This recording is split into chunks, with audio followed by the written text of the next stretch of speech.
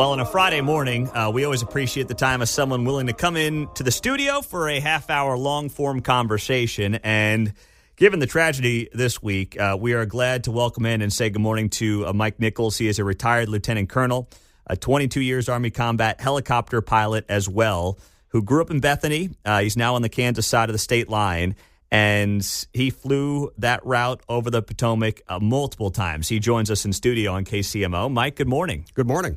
Well, let's just start off with your background, your knowledge of that route over the Potomac. What is your history with it?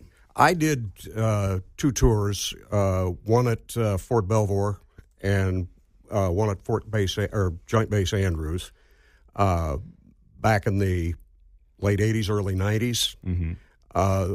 Air traffic control through there has always been the same since around the Vietnam War.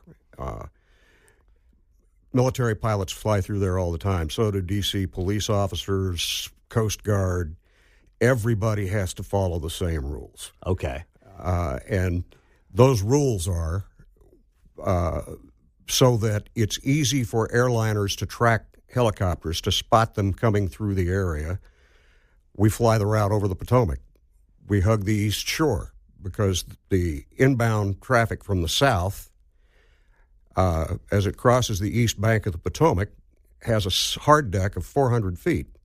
We had a hard ceiling of 100 feet. That's 300 feet of separation in case flight paths intersect. Hard deck meaning the plane can't go below 400 feet. Exactly. And the pilots are brought in on the glide path, which is a beacon, radio beacon that shoots out across the Potomac. It's a very narrow band range. As a plane descends into the glide path, he picks up the signal, and he stays with that signal all the way onto the runway. I'm pretty sure the American Eagle flight was right on that beacon. I don't understand why, unless somebody told him to. The pilot, which I think has been identified as a Captain Eves this morning, was way above his hard ceiling of 100 feet. He should have never been in that. He's about 300 feet above it. So the collision apparently occurred between 350 to 400 feet. Mm-hmm. So he was well above his ceiling. And certain things about what I see from his flight path and the American Eagle flight's flight path tell me that they probably never saw one another. Yeah. Because when you're flying a helicopter, you're mostly looking down, right? You have to be. You have to be looking forward and down. Even in a non-combat situation, that's telling you where you're at, where you're going. Obviously, Blackhawks, Apaches today, which is what I flew, have a lot more and a lot better navigation equipment on board. But still, your eyes are your best tool in making sure that you're keeping your aircraft and your crew safe. But you're not flying at 350 feet and thinking you're at 100 feet. I mean, there's no way that someone who's got any experience just is like, whoops, I'm 250 feet above where I need to be. Exactly. That's what doesn't make sense to me. Yeah. What impressed me yesterday, just a few hours after the crash, our new Defense Secretary, Pete Hegseth, came out and said, the mistakes were made, obviously. Yeah. Certainly by the air crew of the helicopter, probably by air traffic control. Yeah. And we're going to get to the bottom of it. And Transportation Secretary Sean Duffy, who got sworn in just hours before this collision, said the same thing. Yeah. So right now, I mean, you're just, and I know that, it's a little bit of speculation, but with your expertise, you're looking at this and you're seeing no issue from the airline or the airline pilot here. No, exactly. The one thing that caught my attention this morning was that they had revealed that he was inbound on runway 1 initially, which is a straight north-south runway. Almost. It's not quite, but, more or less. Runway 33, where he was making his approach, is northwest.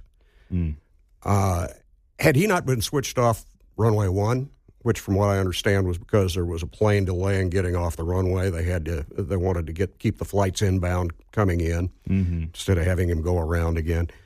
That's why they switched him over to runway 33. If he had stayed on 1, if he kept his approach at 1, the helicopter and the aircraft would have never gotten together. Mm-hmm. Unbelievable. We are being joined in studio by Mike Nichols, retired Lieutenant Colonel, 22 years Army combat helicopter pilot as well. He's been over that Potomac route. So listen, I understand too that this airport, Reagan National, has gotten way, way busier over the years. It was capped, or it was expected to get about 15 million is believed to be the capacity for the airport. Mm-hmm. It now does, depending on estimates, up to 20, and it could be up to 25 million in a given year. So how much more difficult does that make the job for everybody involved? Well, especially with our shortage of air traffic controllers right now, it makes it very difficult.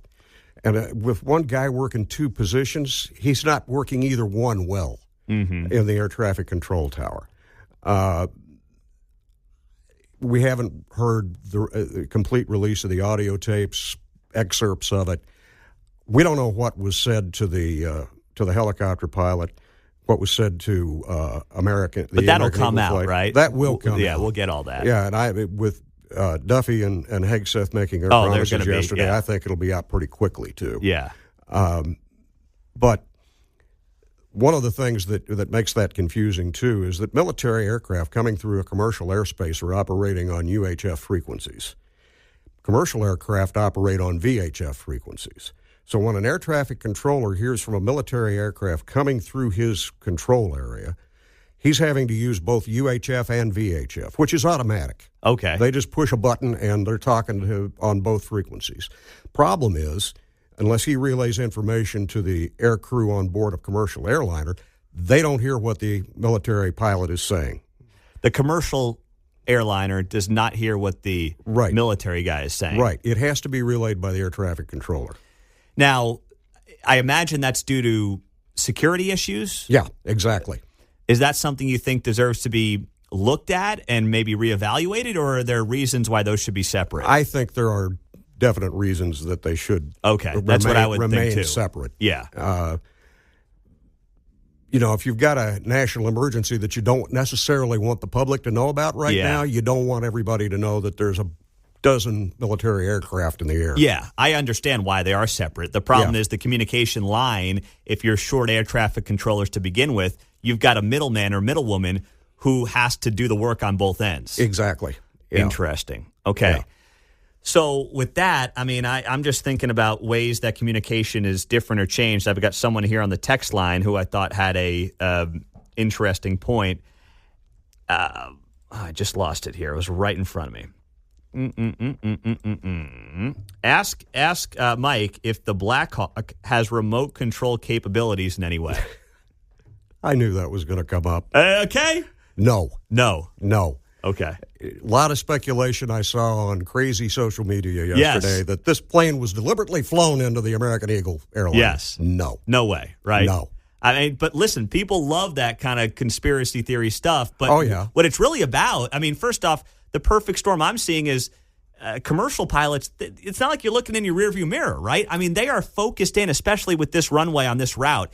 It's tight. You've got to be hyper-focused. You're not looking left or right. I mean, you can't be, correct? You can't be. That's right. The American Eagle crew was focused on their landing checklist. They're going through 4 pages of flight checklist in the last 5 minutes of the approach to a runway. It's that many? Wow. Yeah. The helicopter crew, the Blackhawk crew, has got to have their heads on a swivel all the way through that zone. You never know when some small plane's going to show up that air traffic control hasn't heard from, that you don't expect to fly across your flight path. You've constantly got to be aware of the air traffic around you when you're flying in a commercial air corridor. Now, what about the night vision goggles? It's been reported that obviously the folks on the Blackhawk had that. But some have suggested that actually would harm them in some way because there's just so many lights in Washington, D.C. Yeah, you wouldn't be using night vision goggles on board the Blackhawk in a metro area like Washington, Baltimore. There are too many lights. It's going to wash out your night vision.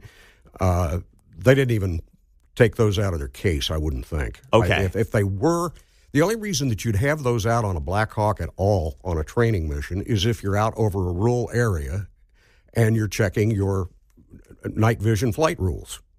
Got it. So it's part of the training that you're Right. going through, because you would they wouldn't- never use those in a normal setting like that. You wouldn't have them on over Washington. No. Yeah. Because if in some ways, can it throw off what you're actually seeing when there's so much light around you? Oh, yeah. It would wash out the night vision goggles. Yeah. Any ambient light that is interrupted by a searchlight or anything like that, even out in the country, washes out those goggles. And it takes them a good 15, 20 seconds to recover. It does. Yeah. Wow. All right, we're going to take a quick break here. Mike Nichols, retired lieutenant colonel here in the Kansas City area, 22 years Army combat helicopter pilot. He is joining us talking about the tragedy this week in Washington, D.C. with that Wichita flight. We'll continue with him next. And if you want to get some questions in, drop them on the text line, 913-4087-957. We're sitting down in studio in our Feature Friday segment with Mike Nichols, retired lieutenant colonel, 22 years Army combat helicopter pilot, and he's flown that Potomac route many, many times. He's here on KCMO 95.7 FM. We're always streaming on the KCMO Talk Radio app. So, Mike, I got this question here from the text line. How can the chopper pilot miss the headlights and the LED strobe lights on all four corners of the airplane? That's a real good question.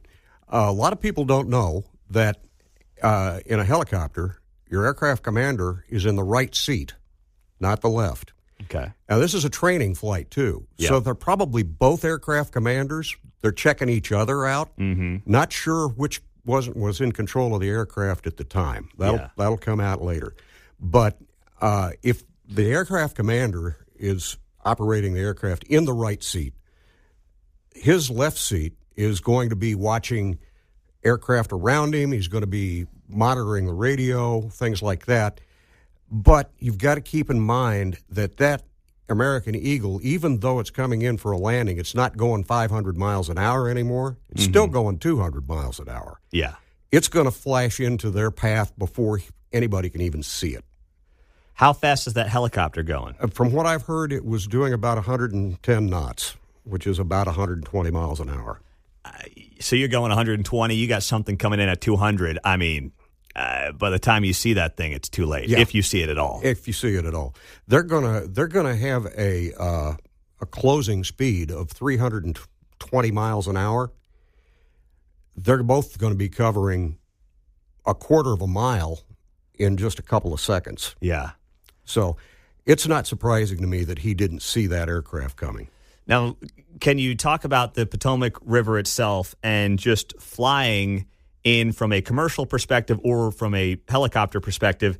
Because it is kind of a winding, twisting river that's obviously, around a lot of important government buildings. So you've got a very tight window. How does that make that unique? It's very unique to just about any other air corridor for military aircraft in the country, military helicopters especially. All helicopters, whether they're Coast Guard, D.C. Police, air ambulance, whatever, that has to fly through that corridor is required to hug the east shore of the Potomac. And like you say, it's a very twisty river. It's you're constantly turning as you're coming down the river, especially at 120 miles an hour. Yeah. And did he get distracted? Is that what caused him to go up in altitude? I don't think so. Somebody had to have told him to ascend, but we haven't heard that on the tape yet. There's no other excuse for him being 200 feet above his ceiling. Mm-hmm. Now, other commercial routes and airspaces you've been in around the country, what is it like? How does it compare when you think about some of the other commercial airspaces you've been in and what it's like compared to, say, what Reagan has? Well, Reagan is one of the busiest airports in the United States. Mm-hmm. I'd much rather fly through the KCI air corridor than Reagan's. Yeah. It's like I said earlier, you've got to keep your head on a swivel, and both the aircraft commander and his co-pilot have got to be watching constantly. Now, the pilot, like I said, he's looking down and forward because he's got to keep that helicopter in a fairly tight corridor close to the east shore of the Potomac. Meanwhile, his co-pilot, the left seat, is looking around. He's monitoring air traffic. Probably he's the one that's talking to air traffic control, even though the aircraft commander can hear him. here ATC. But that's the whole mystery to me right there.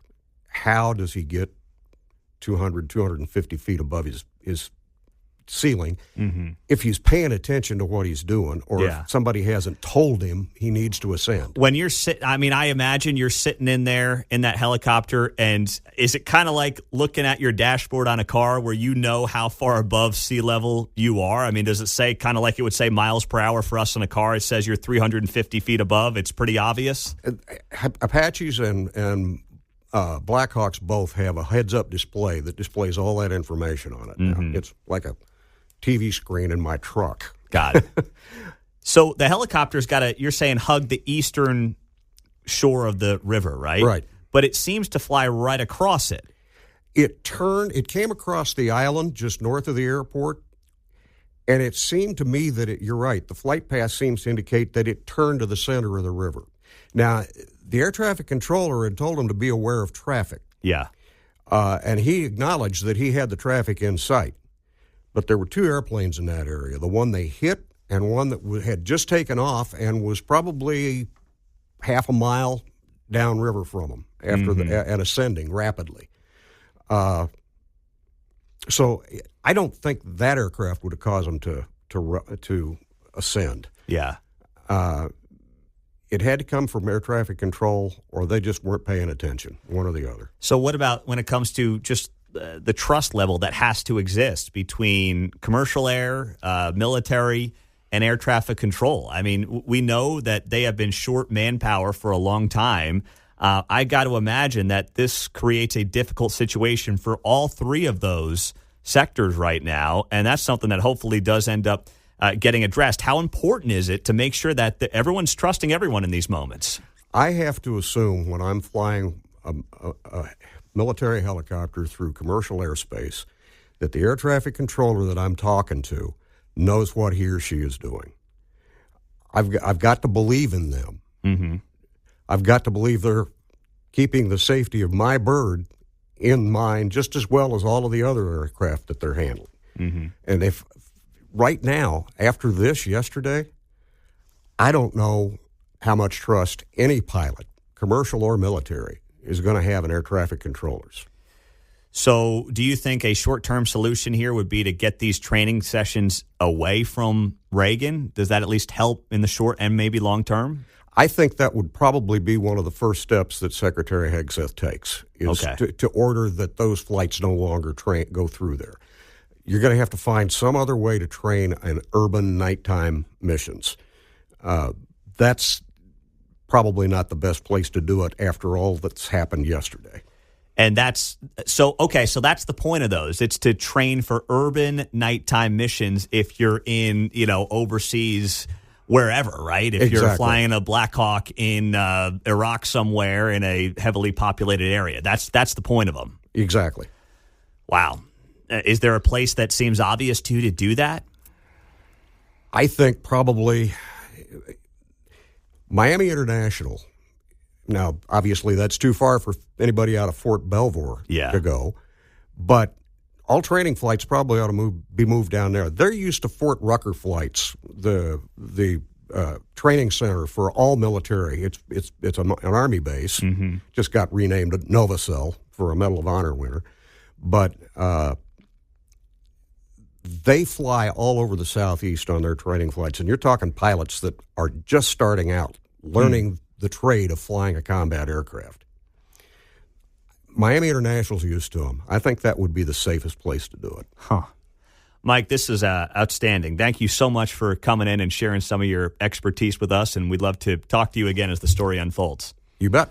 There you go. Great work there. Mike Nichols, retired lieutenant colonel, 22 years Army combat helicopter pilot, joining us on KCMO Talk Radio 95.7 FM.